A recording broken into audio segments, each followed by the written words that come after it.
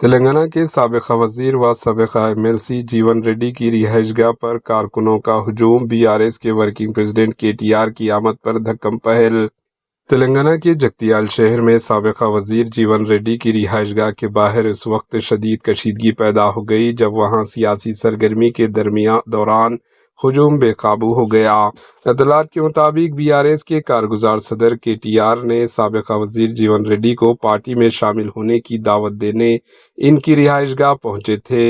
इनके हमरा साबिक़ मिनिस्टर गंगुला कमलाकर और ऐश्वर सिम्हा दीगर कायदीन भी मौजूद थे। इसी दौरान बड़ी तादाद में जीवन रेड्डी के चाहने वाले और कारकुनान जमा हो गए और अचानक धक्कम पहल शुरू हो गई, जिसके नतीजे में सूरत हाल बिगड़ गई। इस हंगामे में मीडिया नुमाइंदे भी मुतासिर हुए और चंद सहाफ़ी जख्मी होने की इत्तला है, जबकि इलेक्ट्रॉनिक मीडिया के कैमरे भी टूट गए। Bureau report, AHN news. మాకైతే సంపూర్ణమైన విశ్వాసం వారిని నేను కేసీఆర్ గారి తరఫున పార్టీలోకి ఆహ్వానించడానికి ఇక్కడికి వచ్చినాం. వారు సానుకూలంగా స్పందించారు. మాకు కేసీఆర్ గారితో నాకు వ్యక్తిగతంగా కూడా చాలా అనుబంధం ఉంది. కానీ మీరందరూ వచ్చారు, ఆహ్వానించారు, సంతోషం.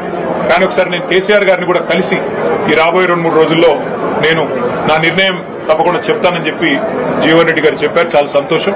నేను వారిని కోరేది ఒకటే, ఈ రాష్ట్రంలో రైతులు, ఈ రాష్ట్రంలో పేదలు తిరిగి వారి మొహంలో చిరునవ్వు రావాలి అంటే కేసీఆర్ గారు ముఖ్యమంత్రి కావాల్సిందే. తిరిగి మళ్లీ కేసీఆర్ గారు బాధ్యతలు చేపట్టాల్సిందే, తెలంగాణను పట్టాలు ఎక్కించాల్సిందే.